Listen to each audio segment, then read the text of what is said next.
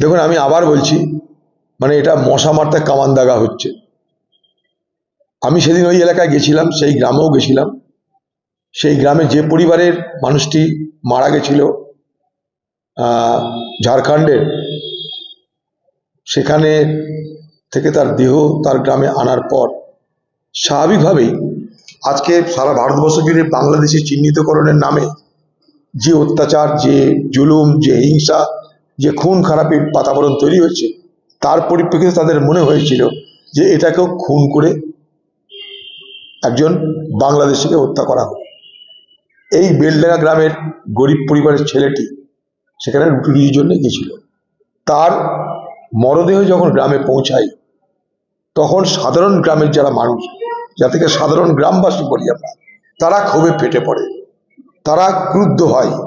এবার সাধারণ মানুষ যখন ক্ষোভে ফেটে পড়ে, তখন তারা কি করে, তার বহিঃপ্রকাশ ঘটানোর জন্য কোনো নরম জায়গা বাছে। এখানটাই NH-34 হাতের কাছে, সেটা একটা সফট টার্গেট। হাতের কাছে রেল লাইন, সেটা একটা সফট টার্গেট।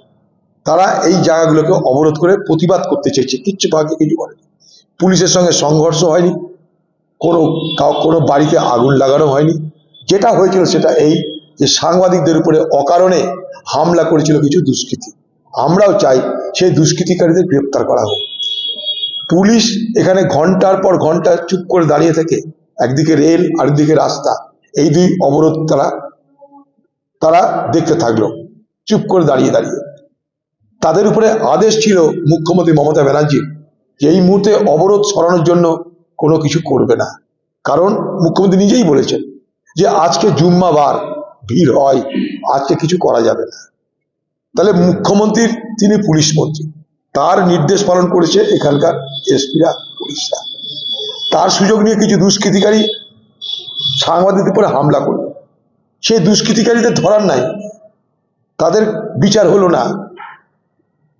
মাঝখান থেকে NIA চলে এসছে ময়দানে, দিয়ে একটা শান্তির বাতাবরণ, সুস্থির বাতাবরণ যেটা তৈরি হয়েছে, সেটাকে আবার বিঘ্ন করার একটা প্রক্রিয়া শুরু করে দিল।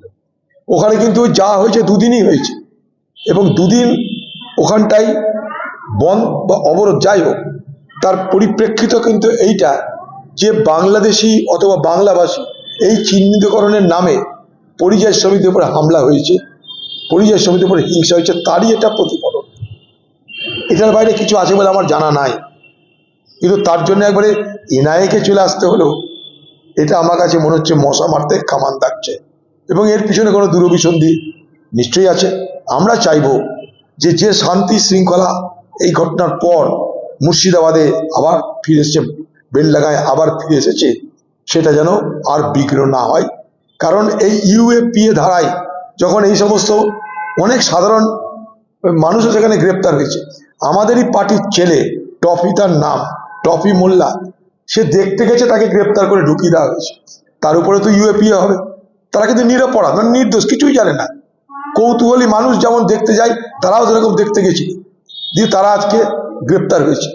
স্বাভাবিকভাবেই পুলিশের ব্যর্থতার জন্য, পুলিশের তদন্তের গাফিলতির জন্য কোনো নিরপরাধ গ্রেপ্তার হলো।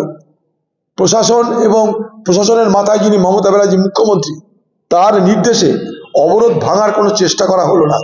না তো এত ঘন্টার পর ঘন্টা ধরে অবরোধ থাকার তো কোনো কারণ ছিল না।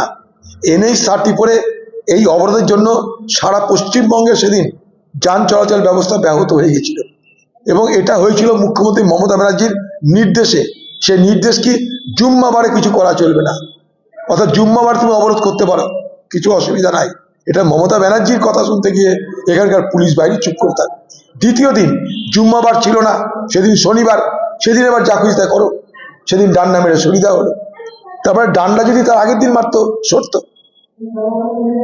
এই অচলাবস্থা তৈরি করলো কে? বাংলার মুখ্যমন্ত্রী মমতা ব্যানার্জি।